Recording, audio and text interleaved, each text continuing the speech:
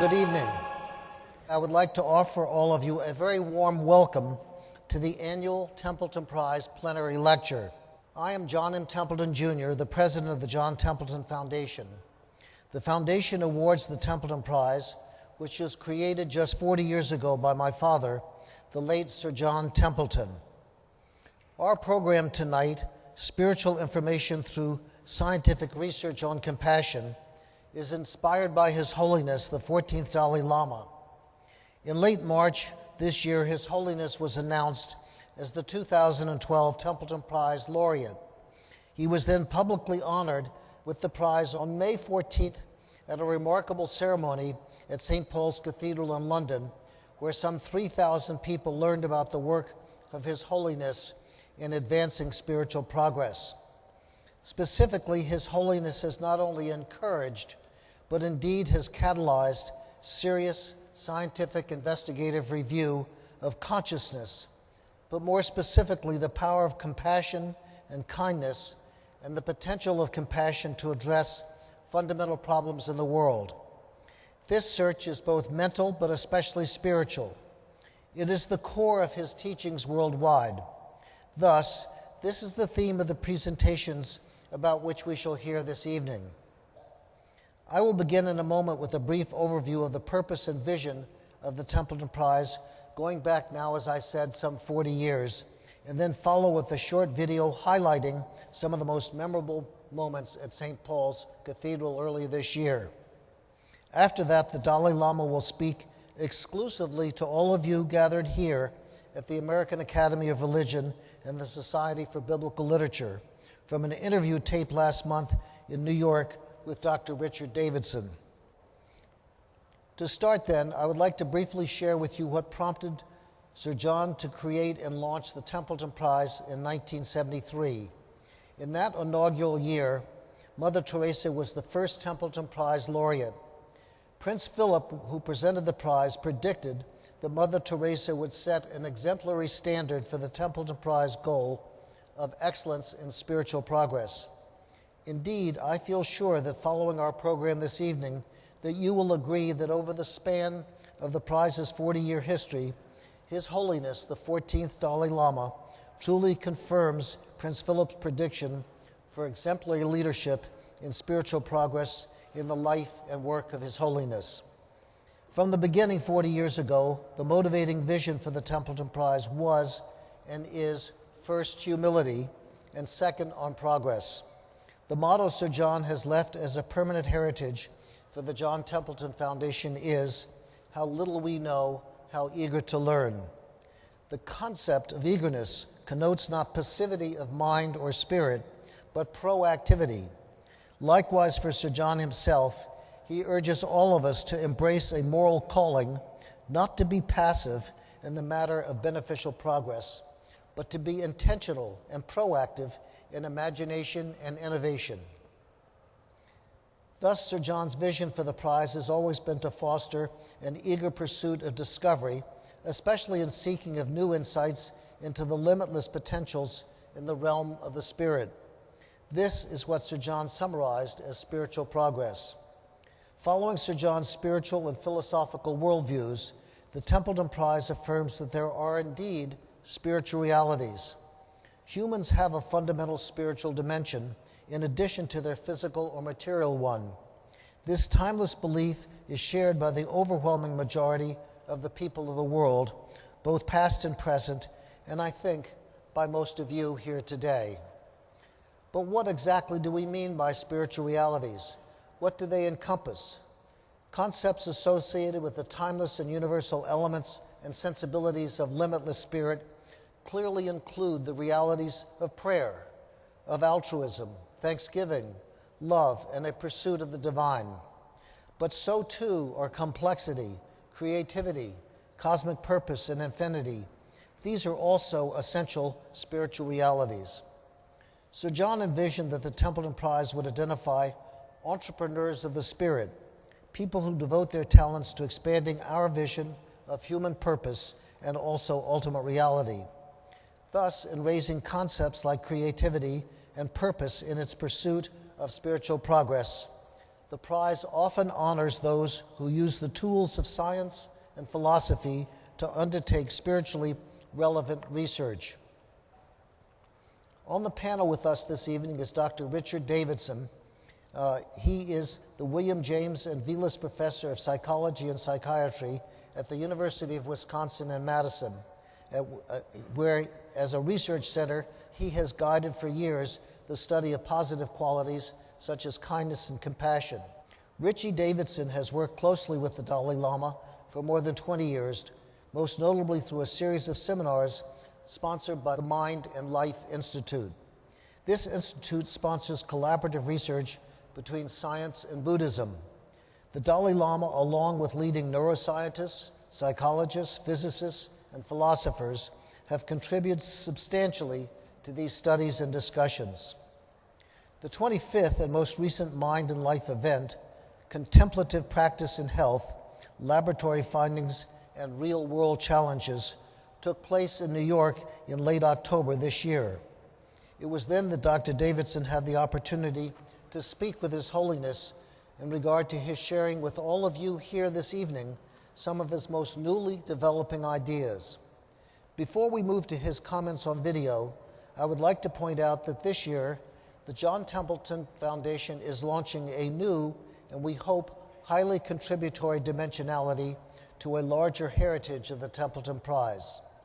The goal of this new initiative is to explore in the form of a theme-appropriate grant for new research in one or several of each prize laureate's most significant contributions.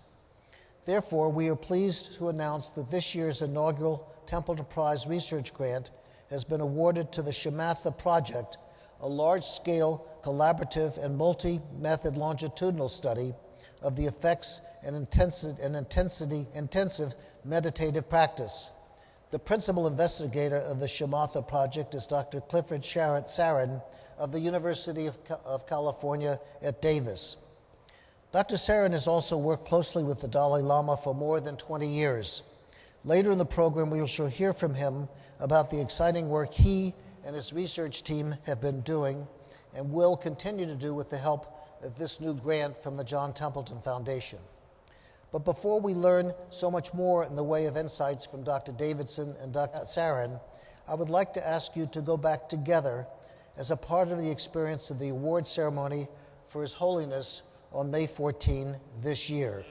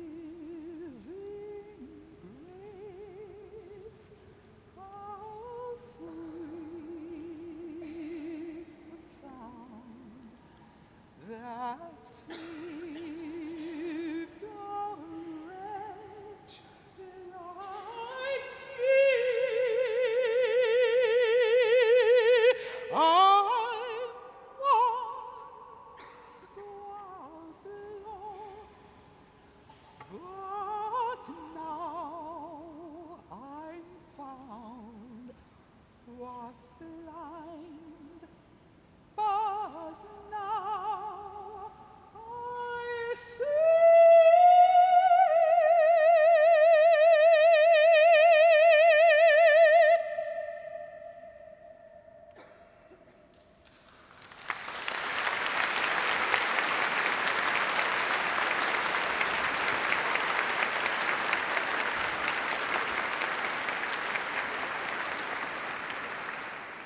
How little we know, how eager to learn.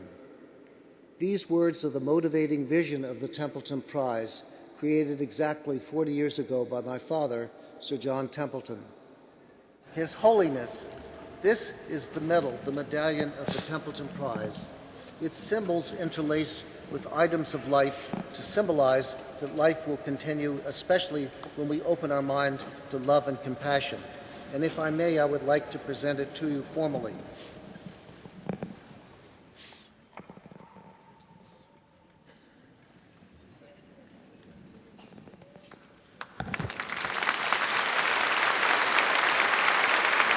Thank you. So now here, you, I think few hundred people, each of you some friends. So we can multiply 10,000. Through that way, 100,000. So please share, make clear, ultimate source of calm mind, ultimate source of joyful life. Not depend on money, not depend on power, but depend on inner value. So while I'm receiving this award, I want to share. Don't don't put hope one individual. You yourself must develop self-confidence and realize potential. Share with more people. 1,000 people make effort. It can multiply 10,000, then 100,000. That's the way change human mind.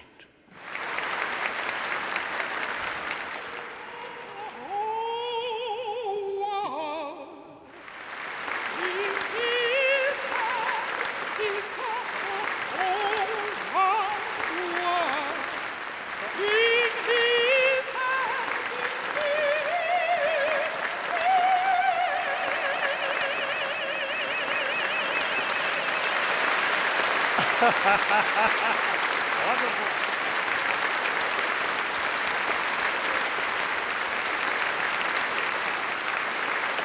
Wonderful.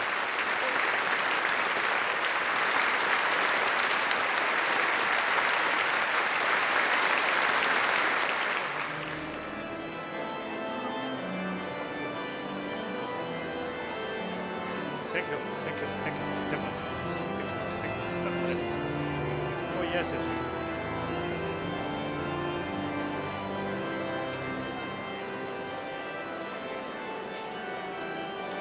Hello.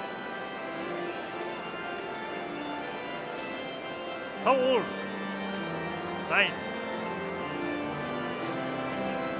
When I was your age, no interest about study, only play. I think you also be the same.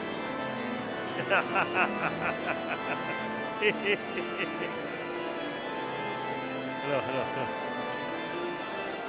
Very nice. It's uncomfortable. Okay. So I one picture. No, come here. Camera.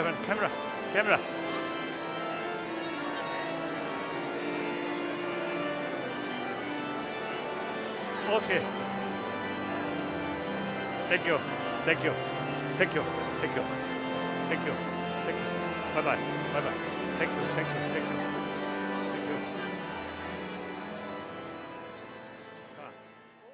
Because His Holiness was not able to physically be in Chicago on this day, he agreed to be interviewed about certain questions that were central to the award that he received.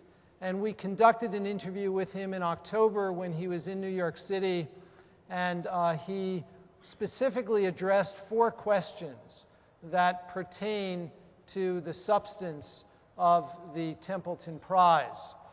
And we're going to see 4 video segments that address each of these 4 questions, and we'll have a little pause between each one. It'll give me an opportunity to reprieve a little of what he said and to introduce the next topic. The first question that he was asked concerns the heritage of compassion within the Buddhist tradition, and also His Holiness was asked to comment on whether compassion was a universal human attribute. And so we'll see him addressing these questions and addressing the audience here at the AAR in Chicago. Firstly, I want to express my greetings to all those participants, your meeting, the Academy about Religion. Then,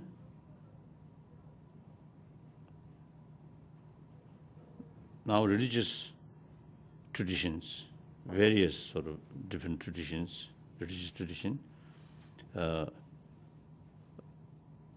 beside one's own sort of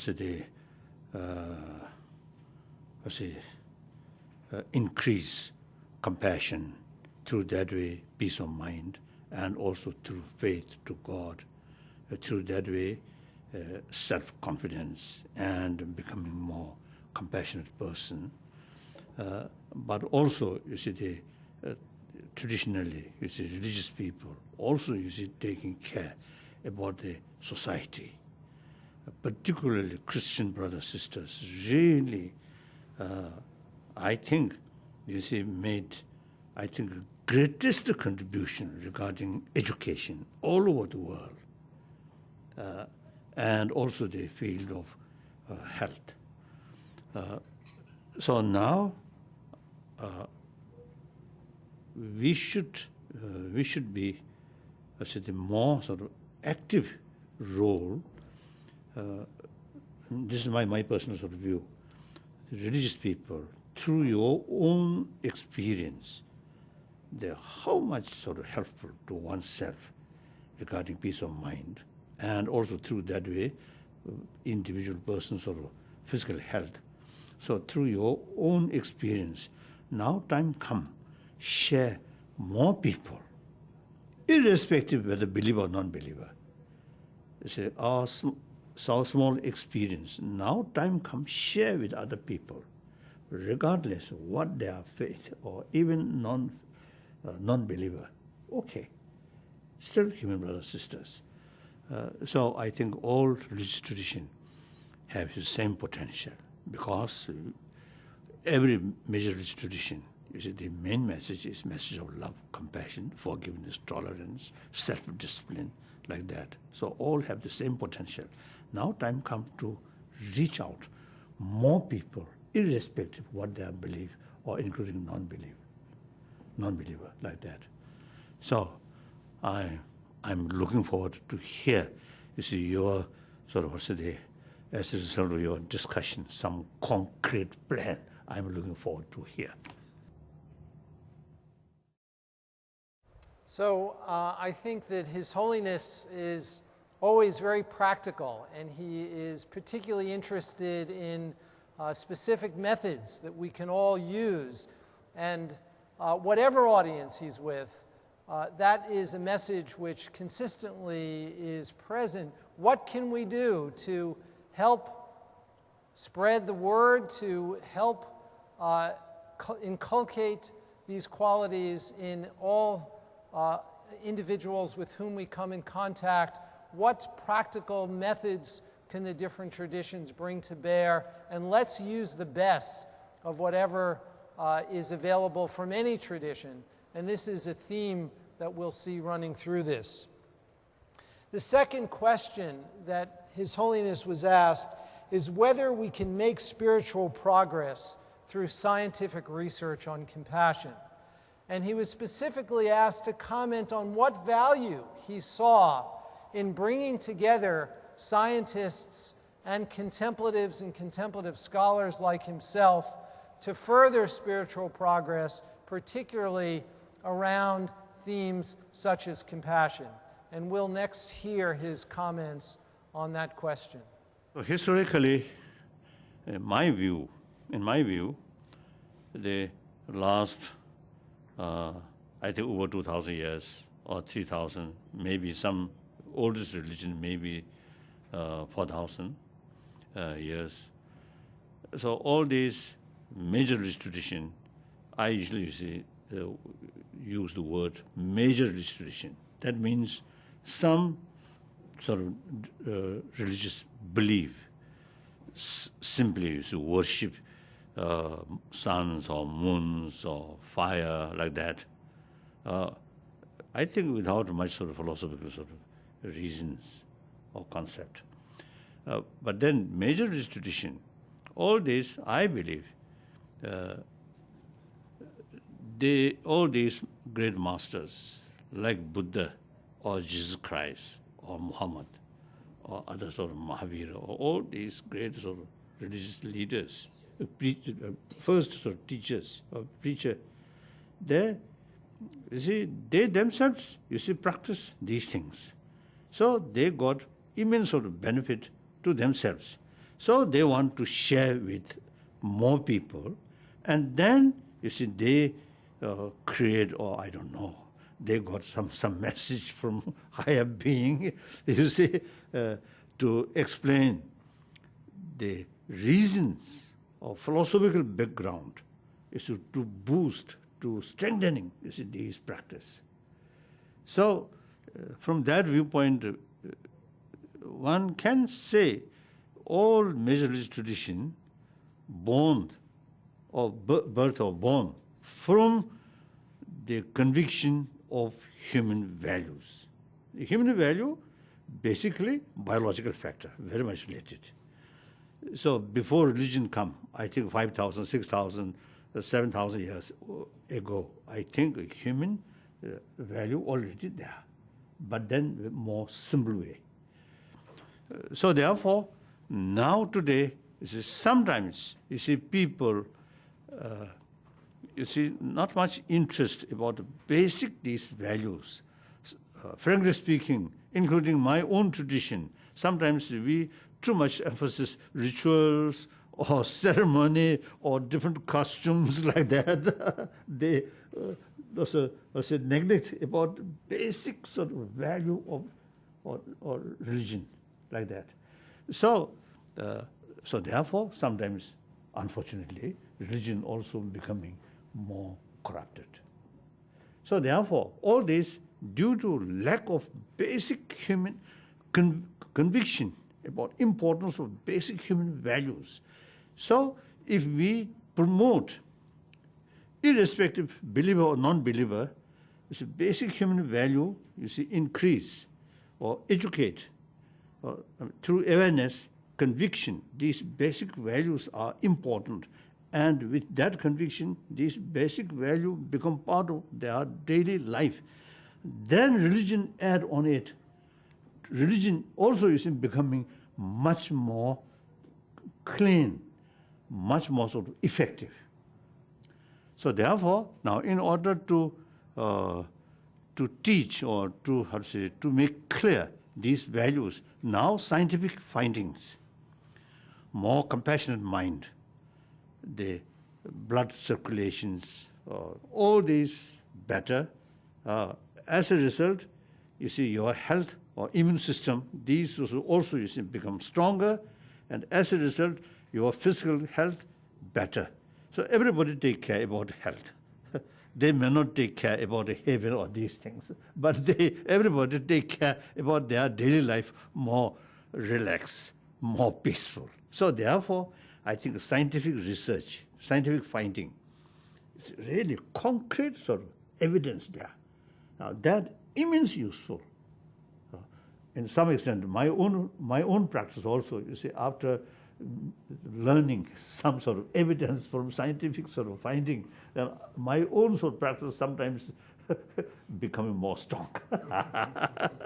If scientists say opposite way, then I might develop some sort of doubt. Wonderful. One of the issues which we can talk about more during the question period is, in addition to the scientific research that His Holiness was alluding to that suggests that compassion may be good for our health, His Holiness has been very interested in catalyzing scientific research to help identify universal human values and secular ethics. Scientific research to identify qualities that may be part of the human repertoire, qualities like kindness and compassion, which evidence suggests is present very, very early in life. Infants, for example, prefer interactions which are kind and cooperative over interactions which are competitive and aggressive. This is one example of many where scientific research to identify universal human values has been championed by His Holiness.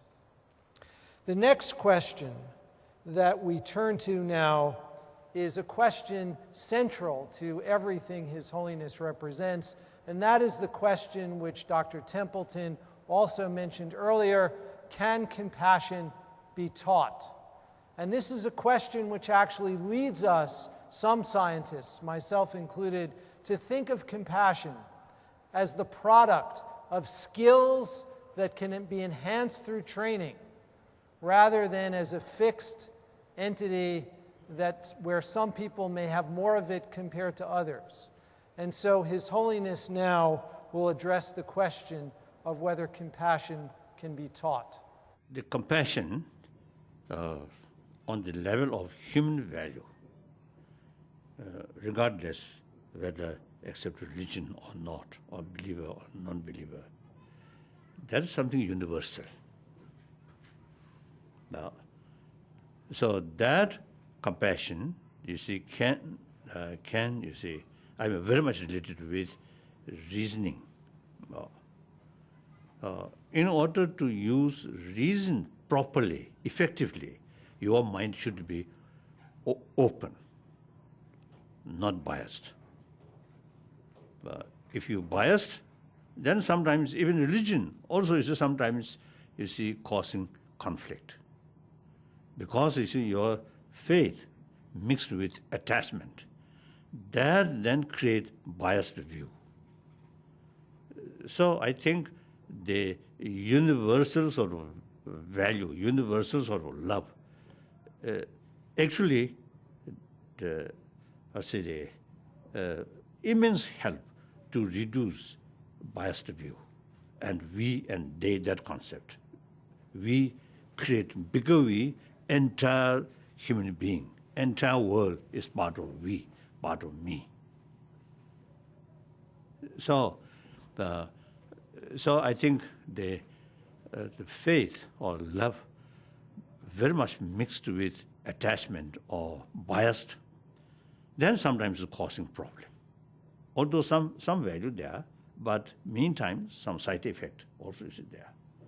So unbiased, universal love is immensely helpful. Like that. That's my view.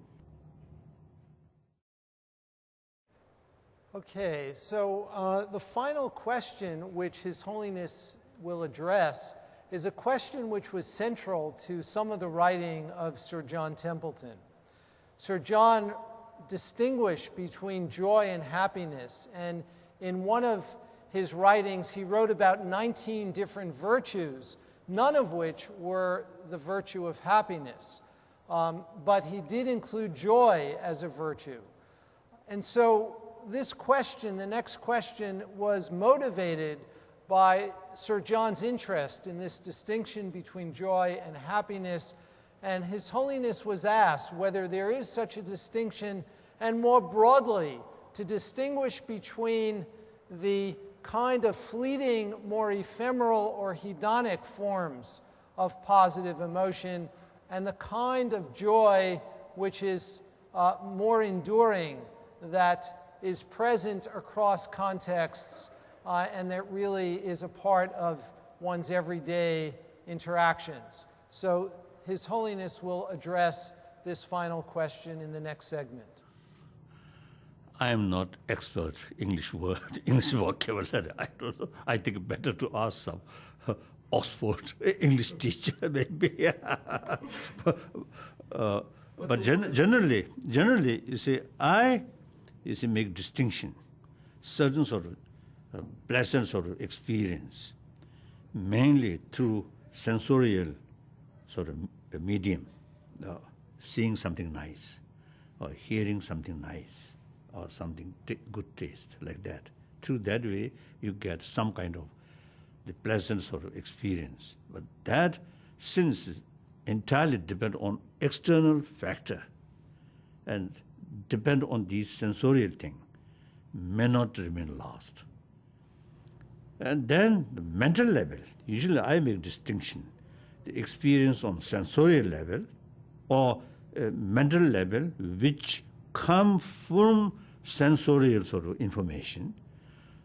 Another one, mental level itself, now training of compassion or awareness, compassion, sense of concern of others' well-being. You see, that not depend on sensorial. Even blind person or cannot hear, but these also, you see, have the ability, you see, to think more in mental level. So that, therefore, you see, sense of concern of others' well-being. Once that there, then other people feel joyful, happy, and you feel happy. So the real, I think in literally, others' happiness, also your happiness. Others' joyfulness, your joyfulness. Others' suffering, also your suffering. So then we really develop some kind of concept of entire world, entire humanity as part of me, part of we. That I think we need more sort of effort to educate people. And that also is entirely depend on concept of oneness of humanity. Thank you.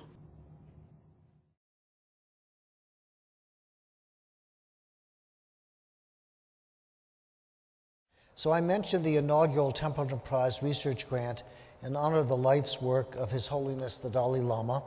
And this is represented an awarding to the Shamatha project led by Dr. Clifford Sarin of the University of California of Davis. His Holiness was awarded the Templeton Prize this year for his insights, which we all just partook of, into the spiritual dimensions of human experience, and most especially for his advancement of spiritual progress as a universal reality.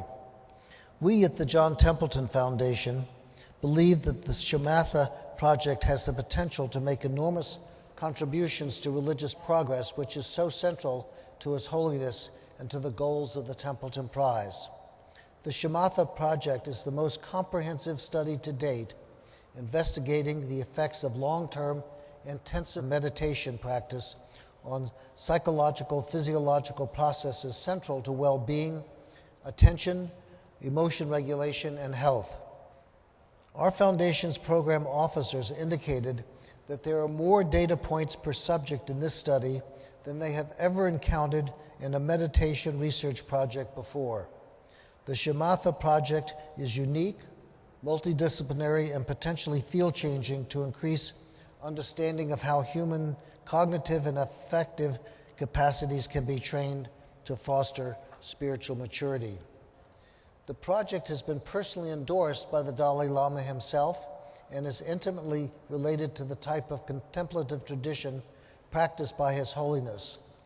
More importantly, it is directly connected with measuring through robust scientific methods 4 so-called immeasurable qualities of loving kindness, compassion, empathetic, joy, and equanimity. With this background, Now please allow me to introduce Dr. Clifford Sarin, who will take you through the history and the goals of the Shamatha Project. Dr. Sarin is an associate research scientist at the Center for Mind and Brain Institute at the University of California, Davis. He has a long-standing interest in the effects of contemplative practice on physiology and behavior. We are very excited to have with us this evening Dr. Sarin.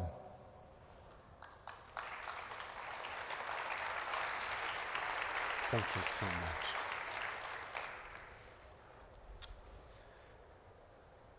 Dr. Templeton, let me begin by expressing, on behalf of all of my colleagues, our deep gratitude for the generosity of the Templeton Foundation, who has seen the potential of the work we've done so far and has made this extraordinary commitment to allow us to continue our work.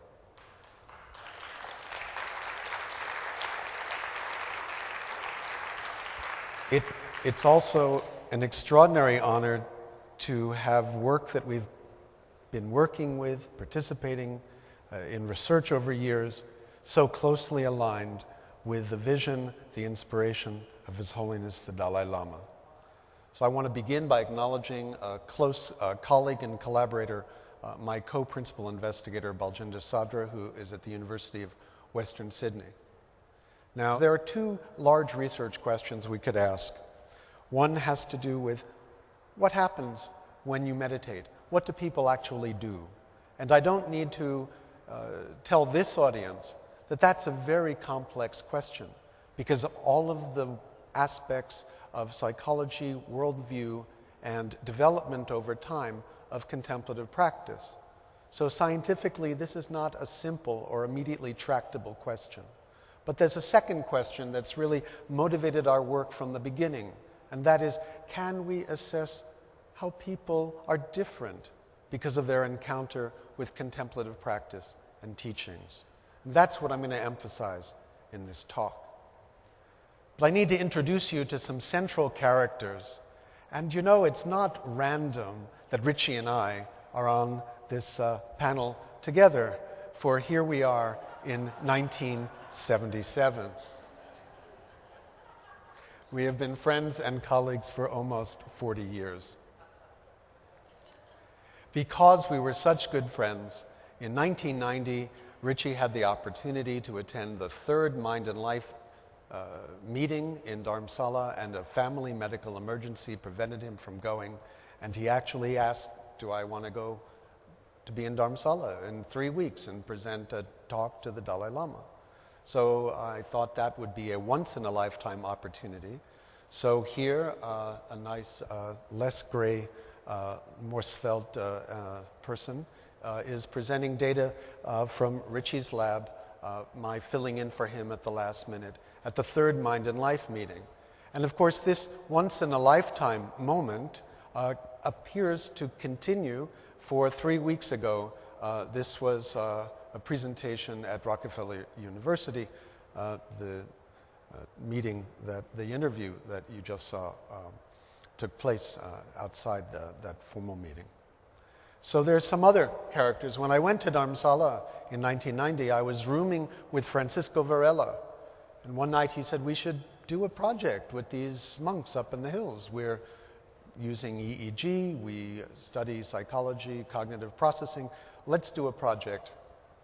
We immediately engaged another fellow, Alan Wallace, who was the translator for the meeting at that time. Here he is in 2009, presenting the contemplative techniques he taught in the Shamatha Project to the Dalai Lama. And we actually embarked on a field research project. We brought a few things. I won't go over all of the early 90s state-of-the-art cutting-edge hardware here, but we wound up needing to visit monks in retreat through goat trails who lived in small huts. That made a lot of our equipment not particularly useful. However, the encounter with the extraordinary individuals in these stone huts, able to share with us their contemplative practice, their teachings, and for us to directly be in the presence of the quality of their calm minds, was a lifetime inspiration that didn't require any of our fancy equipment to particularly impress us with the benefits of at least these individuals and what they were doing. We were able to backpack techniques looking at sustained attention, looking at a little display on a laptop, and we presented film stimuli, and we would videotape facial expressions. We'll see more of that in our current project. We also had a wonderful encounter with a variety of cross-cultural conundrums in doing this kind of research. These monks are smiling. This is Francisco Varela here. There's Richie in the background.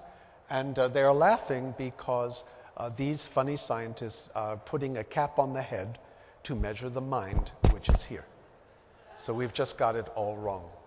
This chapter in Visions of Compassion by Zara Hushman and a bunch of us detail these cross-cultural issues. We had an encounter regarding the nature of compassion as separate from sadness or a very pathos eliciting response that might be mistaken for the arising of compassion from this monk, and his teaching to us was another source of great inspiration. But we have a question. Might these individuals who had dedicated their lives to contemplative practice always been extraordinary? And that's why they're in retreat.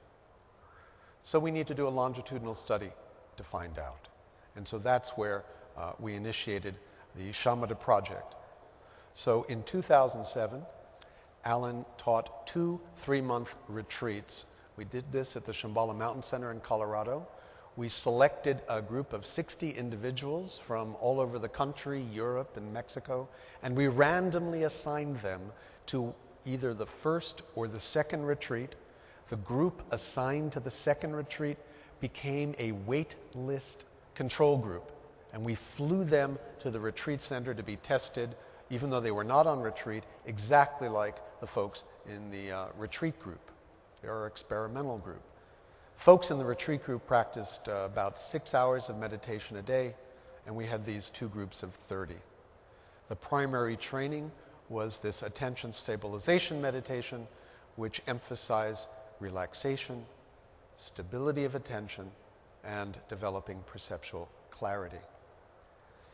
The techniques taught were mindfulness of breathing and focusing on the flux of mental events as the main practices. Other practices were also folded in. Alan has described the training of this project in his book, The Attention Revolution. But in addition, sort of, as he would say, seasoning the training, each day there was formal practice in Brahmaviharas, the 4 immeasurables, which can be cultivated to an immeasurable extent, though we hope to measure some of those effects of cultivating loving kindness, compassion, empathetic joy, and equanimity. What are the aims of this as a research project? Can attention be trained through focused attention meditation practice? That's an obvious, specific aim. Can training in loving kindness, compassion, and other beneficial aspirations support attention and improve emotion regulation? Are improvements in attention related to psychological function? And here's a small aim. What are the subjective, behavioral, neural, and physiological correlates of such training? So a few words, a very large aim. We're so grateful to have the funds now to make further progress on these. We expect to see an improved ability to focus. We expect, because of the intensive interiority of the training, increased access to one's experience, whatever the valence of that experience. We expect faster recovery from provocation, and I'll describe some of our experiments in a moment so you can see what we might mean by provocation, and overall a diminution of destructive tendencies. We had quite a while till we were able to garner support for the project so we could think about all of the sorts of things we might do to assess in a multidimensional, multidisciplinary way the effects of an intensive 3-month retreat. So we asked people about their daily mood states and a log of their meditation practice. We have a battery of social psych questionnaires that we give at the beginning and the end. This is published in a paper in Emotion last year. We have structured interviews that we have spent 2 years, particularly pioneered by Baljendra Sadra and Susan Bauer-Wu, of using thematic analysis with a grounded theory approach. We're looking at attention-related laboratory tasks, tasks that involve the interaction of attention and emotion-related tasks. In addition, we have measures taken during meditation.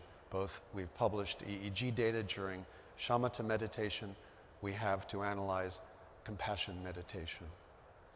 We use brain measures, EEG, from all over the head, heart rate, skin conductance, respiration, blood pressure, autonomic measures, startle responses in response to loud sounds when you see an emotional image, performance on different cognitive tasks such as reaction time and accuracy. We score facial expressions of emotion in response to provocation. We're doing thematic analysis, and we have a variety of biomarkers. So on to the Shambhala Mountain Center. We were able to rent this facility for nearly 9 months. Here is Alan and members of the second 3-month retreat. Below this room, we actually constructed in a large dorm room 2 university-grade, side-by-side, 96-channel physiology laboratories. Here someone has got their EEG cap on and they're about to do an experiment. We have a video monitor that you can see what the person seeing the experiment is doing. This would be presenting an emotional stimulus, recording brain activity, while we might present in this experiment a loud startle response. And if we just take a few moments to talk about the data we've gotten, if we just ask the question, how psychologically did people change? We combined many different kinds of questionnaires from social psychology and personality study, and we found, put these together in a term we call adaptive functioning. That represented increases in all these items on the left and decreases in the items on the right. And if we look at this, you can see that the control group has no change when they were tested at the beginning and 3 months later after the first retreat. But the retreat group has gotten a significant response. We've set the 2 groups equal at the start, and 5 months later, this is still a significant improvement over where people were. When the control group became the second retreat group, they replicate this pattern exactly. But, you know, people had a lot of time. They could have tried to psych out the questionnaires, tried to figure out what we're asking about. So do we have any measures of biological change that might correspond to psychological change? So these are pictures of chromosomes. The ends of the chromosomes are the telomeres. These are the ends of the chromosomes that get shorter every time your cells divide. They're where the DNA replication complex binds to your DNA, and it's like a zipper. The zipper is not a zipper all the way down. So you have a little binding area that doesn't get replicated. As you age, the telomere gets shorter, and this is directly related to your physical longevity. But there's an enzyme, telomerase. Liz Blackburn, a couple of years ago, won the Nobel Prize with her colleagues for the discovery of telomerase. And telomerase is an enzyme that can repair the shortening of these chromosomal ends, lengthen telomeres. So we actually looked at the end of the first retreat at people's levels of telomerase, and we found overall about a 30% greater value of telomerase in the retreat group compared to the control group. However, what I really want to share with you is this. There was no relationship in the control group between a measure of well-being called purpose in life and telomerase. However, on the right panel, you can see that there's a strong relationship between change in purpose in life from the beginning to the end of the retreat. The greater the increase in a sense of purpose in life, the greater the telomerase. So what this suggests is that it's not just the contemplative training per se, it's the psychological changes that accompany it that may be carrying some of these biological changes. What about attention? We made a very, very boring task. So you stare at a dot, and now you see a short, for about 1/10 of a second, line. Let's call this a long line. Then the dot comes back, and now you're going to see a short line. But we make this really hard.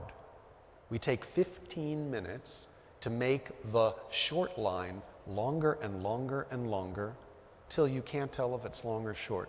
And then we back it off just a bit, and we establish what we call your perceptual threshold. When we do that, we then run the following task for 32 minutes without a break. Every time you see a long line, push a button. When you don't see a long line, you see a short line, withhold that habitual response. So you're pressing 90% of the time, you're pressing the button. 10% of the time, you have a very hard to see physical change. Well, it turns out that there is a significant improvement in the ability to withhold your response to short lines. This is values during the pre-test combined for both retreats. By the mid-test, this is across 32 minutes, and this is a level of performance. And as you are finally at the end of the retreat, your stability across time is significantly improved. But what's really interesting is that improvement on this low-level task on an individual basis predicts improvements in psychological adaptive functioning. So this is just not an irrelevant low-level task. It's actually tapping something that is translated into self-reported psychological change. What about emotion? So we expect decreased rejection emotions, anger, contempt, or disgust, in response to the perception of human suffering. We expect instead a possibility of increased sadness, increased engagement with. The Dalai Lama talked about cultivating this increased empathy. When people feel happy, you feel happy. When they feel sad, perhaps you may grow to feel sad as well. The same could be expressed regarding encountering their direct suffering. Overall, we're expecting less moving away from suffering, which may be related to preparation for a compassionate response. So this is work I'm going to show you now. Some of the images I'm going to present to you are graphic and disturbing potentially. They're not going to be movies, they'll be slides and they won't be on long, but you are hereby forewarned. So what we do is an experiment where we present films, stimuli, and then we look at people's facial expression while they're viewing these films. And we do that in a very careful way. This work is spearheaded by Erica Rosenberg and is in preparation for publication. So here is an image from a documentary that involves footage from the Iraq War, and we're looking at a participant. Look at this frame, the participant on the right. This is another image from this film. And finally, we see a soldier talking about how not a video game actual war was, that how difficult it was to see husbands carrying dead children, dead wives. We take these videos of these facial expressions and we subject them to a frame-by-frame analysis using Paul Ekman and Wally Friesen's facial action coding system. And the numbers on the left, all of these numbers represent just 12 seconds of facial action from this person as they're going through a sequence of facial expressions. And we create a complete spatiotemporal database of the movement of every one of 44 muscle groups that are on the face. And we can then take these movements and apply them to an emotion dictionary to make statements about what emotion is being felt that we infer from the facial expressions moment to moment. So this takes about 150 times real time. Couple of minute film clip is a good day's work. So after 3 months, what we find, decreased number of expressions of rejection. This is in comparison to the control group.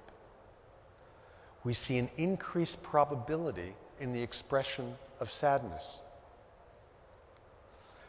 These results suggest an increased ability to hold in mind complex, painful realities without pushing them away.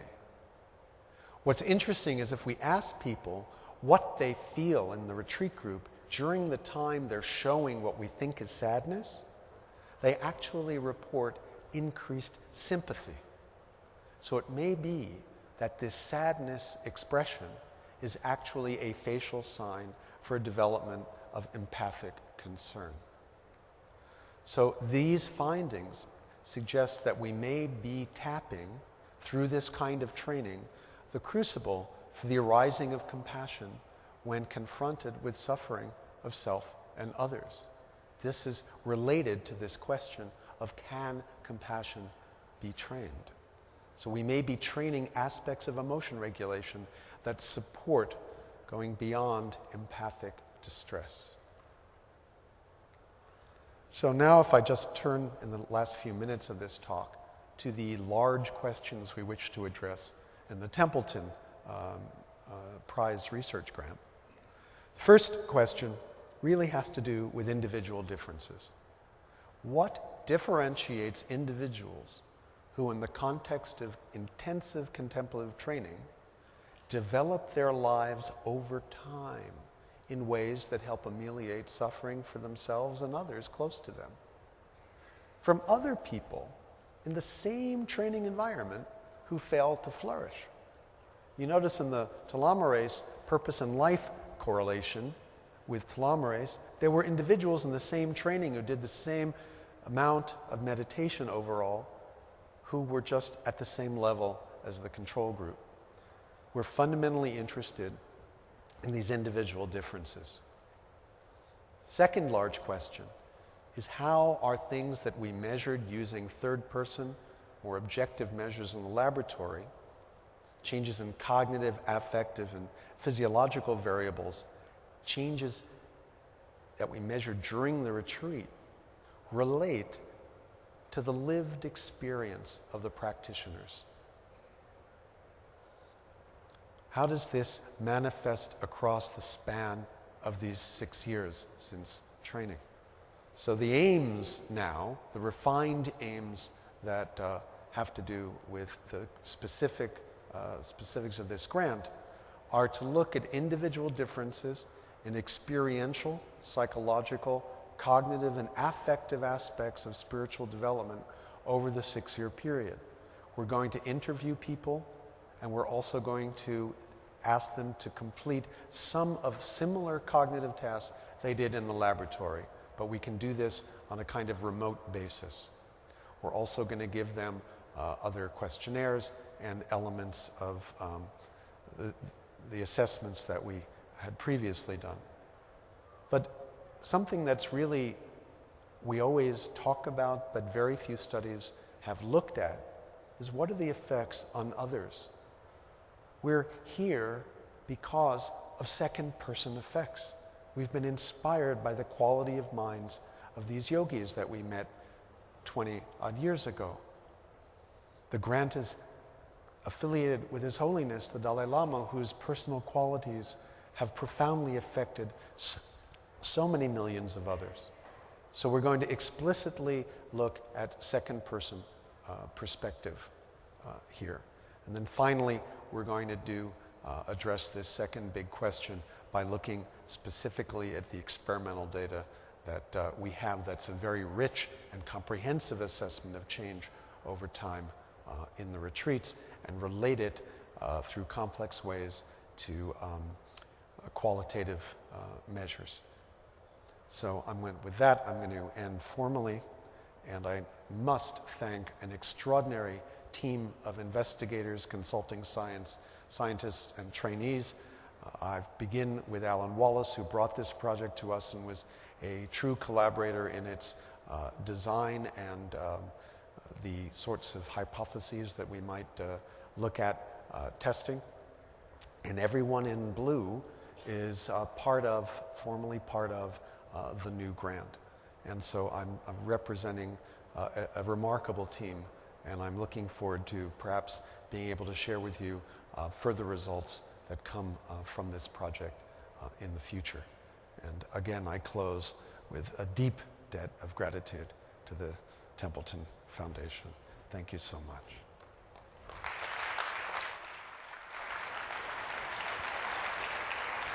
I would like to thank, first of all of you for coming and sharing with us in this event.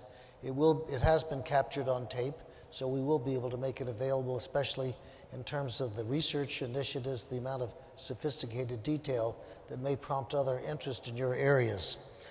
But I want to come to a particular part that my father would feel I was remiss if I did not turn a major level of responsibility to you.